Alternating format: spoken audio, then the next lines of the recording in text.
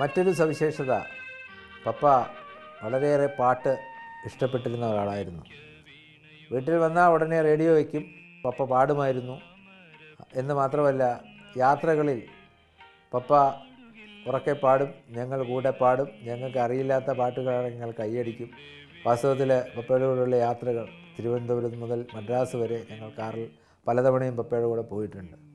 ആ യാത്രകളൊക്കെ ജീവിതത്തിൽ ഒരിക്കലും മറക്കാൻ പറ്റാത്ത ഓരോ അനുഭവങ്ങളാണ്. ചെമ്മീനിലെ പഴനി എന്ന ക്യാരക്ടർ ഷൂട്ടിംഗ് ചെയ്യാനായിട്ട് അവർ പോയപ്പോഴുണ്ടായ ഒരു സംഭവം എൻ്റെ മനസ്സിൽ ഓർമ്മ വരുന്നു. പപ്പയ്ക്ക് വേണ്ടി കോസ്റ്റ്യൂംസ് എല്ലാം തയ്ച്ചു വെച്ചിരുന്നു, എല്ലാവർക്കും വേണ്ടിയും. പുള്ളിയുടെ കോസ്റ്റ്യൂം എടുത്ത് കൈ കൊടുത്തപ്പോൾ പുള്ളി അതിലേക്കൊന്ന് സൂക്ഷിച്ച് നോക്കിയിട്ട് ഒന്നും മിണ്ടിയില്ല. പുള്ളി അതിനെ എടുത്ത് തോളത്തിട്ട് ഇങ്ങനെ ചുറ്റുമൊക്കെ നോക്കി. പെട്ടെന്ന് പുള്ളിയുടെ കണ്ണിൽപ്പെട്ട ഒരു മത്സ്യത്തൊഴിലാളിയെ അടുത്തേക്ക് വിളിച്ചിട്ട് പറഞ്ഞു, എന്താ പേര്? ആ ഷർട്ടൊന്ന് ഒരുക്കേ. എന്നിട്ട് ആ ഷർട്ട് എടുത്തിട്ടാണ് പപ്പ ഈ ഷൂട്ടിംഗ് നടത്തിയത്. ചെമ്മീനിൽ പഴനിയെ ഇൻട്രൊഡ്യൂസ് ചെയ്യുന്നത് ഒരു ചാകര സീസണിൽ വള്ളം തുഴഞ്ഞ് മുന്നേറുന്ന പഴനിയെ ആർക്കും ജീവിതത്തിൽ മറക്കാൻ പറ്റില്ല. അപ്പം മോന് വീടുമില്ലേ? എന്തിനാണ് വീട്? പിന്നെ എവിടെ കിടക്കും? ഞാൻ കടപ്പുറത്ത് കിടക്കും.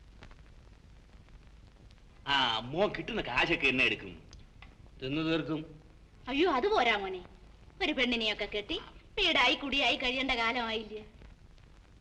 മകാന് ഞാനൊരു പെണ്ണിനെ കണ്ടുവച്ചിട്ടുണ്ട്. എന്റെ മകളെ കണ്ടാ? അതിനെ മതിയാ?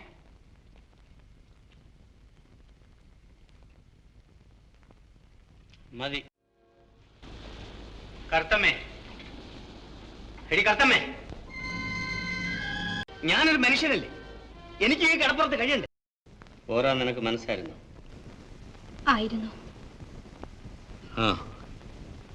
നമുക്കൊന്നു പോയി അമ്മച്ചീനെ കാണാം. നിന്റെ അച്ഛൻ ആദ്യം ഇവിടെ വരട്ടെ. അച്ഛൻ വരികയില്ല. എന്നാ മോള് പോവുകയില്ല. നിന്റെ അച്ഛൻ കൊതിയനാ, കൊതിയൻ. എല്ലാരും പറയുന്നു.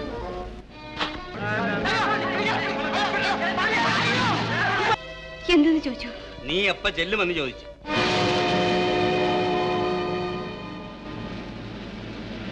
നിനക്ക് അവനോട് ഇഷ്ടമുണ്ടാ? ഉണ്ട്.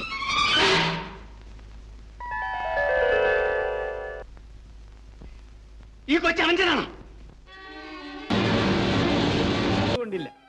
അതുപോലെ തന്നെ മറ്റൊരു ചിത്രമാണ് കരിനിഴൽ.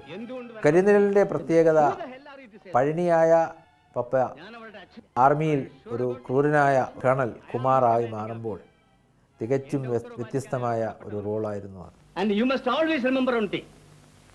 രണ്ട് മഹായുദ്ധങ്ങൾ കണ്ട ഒരു മിലിറ്ററി ഓഫീസറാണ് ഞാൻ. എന്റെ നിർണായകമായ തീരുമാനങ്ങൾ യുദ്ധത്തിന്റെ ഗതി തിരിച്ചുവിട്ടിട്ടുണ്ട്. ഒരു സേനാനിക്ക് നേടാവുന്ന ഏറ്റവും വലിയ ബഹുമതികൾ ഞാൻ നേടിയെടുത്തിട്ടുണ്ട്. എനിക്കറിയാം, ഞാൻ അതിൽ അഭിമാനിക്കുകയും ചെയ്യുന്നു. പക്ഷേ എന്ത് പക്ഷേ? ഈ നിസ്സാര കാര്യത്തിൽ ഡാഡിയുടെ കൈ വിശുദ്ധമല്ല എന്ന് ഞാൻ ശങ്കിക്കുന്നു. കരിക്കട്ട കൊണ്ട് ചുമരെല്ലാം ഇങ്ങനെ വൃത്തികേടാക്കിയാൽ നിങ്ങളുടെ ഒരു ചുമര് കൊട്ടാരമല്ലേ, കൊട്ടാരം. നമ്മുടെ പടവടി ഇരിക്കുന്നത് നിങ്ങൾക്ക് പിടിക്കില്ല, വെറുതെ കുറച്ചിലാണ്. നിങ്ങൾക്ക് കുറച്ചില്ല, നമ്മൾ വരുത്തില്ല. കരിക്കട്ട കൊണ്ട് വരച്ചാലെ കൊണ്ട് തൂത്താമായും, കത്തിന്റെ അകത്ത് വരച്ചാല് തൂത്താലും മാറ്റാലും മായില്ല പിള്ളേ, തൂത്താലും മാറ്റാലും മായില്ല. എന്റെ മോൻ കരയാണ്ടിരി, നിന്റെ കൽപ്പിന്റെ അകത്ത് നമ്മുടെ ഒരു പടമുണ്ട്, അതവിടെ ഇരിക്കും.